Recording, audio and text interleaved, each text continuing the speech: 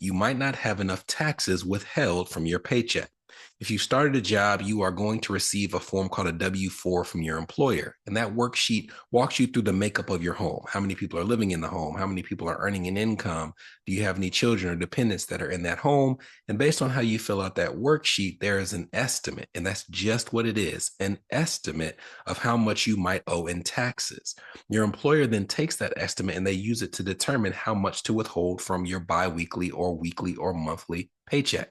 Now, if you look at the process of filing taxes, and we've gone through this in the past, you first take all of your income, the total of all your income sources, and you're able to reduce the income on which you pay taxes using tax deductions. So, for example, there's above the line tax deductions that all of us can use, like pre-tax retirement contributions, health savings account, and flex spending account contributions. Then there's below the line tax deductions, also called itemized deductions. And you have to decide between using itemized deductions or using the standard deduction available to all taxpayers.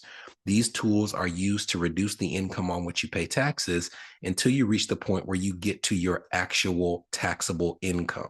And because you have so many of these things at your disposal, and you could potentially have a partner in your relationship who is adding to your tax burden or complexities in terms of the makeup of your household, there is no perfect answer in terms of your employer knowing exactly how much they should withhold, which is why the higher your income goes up, I often encourage people, instead of filling out a W-4 for yourself, take it to your tax professional, your enrolled agent, your CPA, even if there's an H&R Block office that's nearby, and you can pay just a small fee.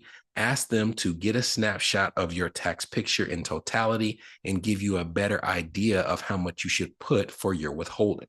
Now, I would say that the frequency with which we see this is much lower than some of the other things that we'll share, but in terms of when it occurs, it is often right after a pay raise. Let's use, for example, a single taxpayer that has $100,000 of taxable income. You can see that the first $11,925 that they earn is only taxed at 10%. Everything from there to $48,000 or so is taxed at 12%, and everything from $48,476 to their $100,000th dollar of taxable income is taxed at 22%.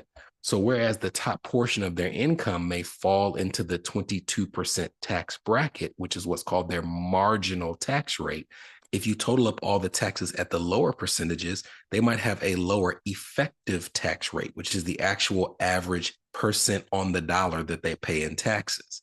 Now we have this person who earns $100,000 of taxable income. The top portion of their income is taxed at 22%. And right now there is about $55,000 of income that's taxed at that rate, while the balance of their income is taxed at lower levels. Well, let's say that next year they get a big promotion and they get a $25,000 raise. Not only does that mean that more of their taxable income is taxed at 22%, it also means that they have now bumped up into the 24% tax bracket. And if they've not done an adjustment of their W-4 withholding to take into consideration that raise, this is where you can see an under withholding and a tax bill at the end of the year.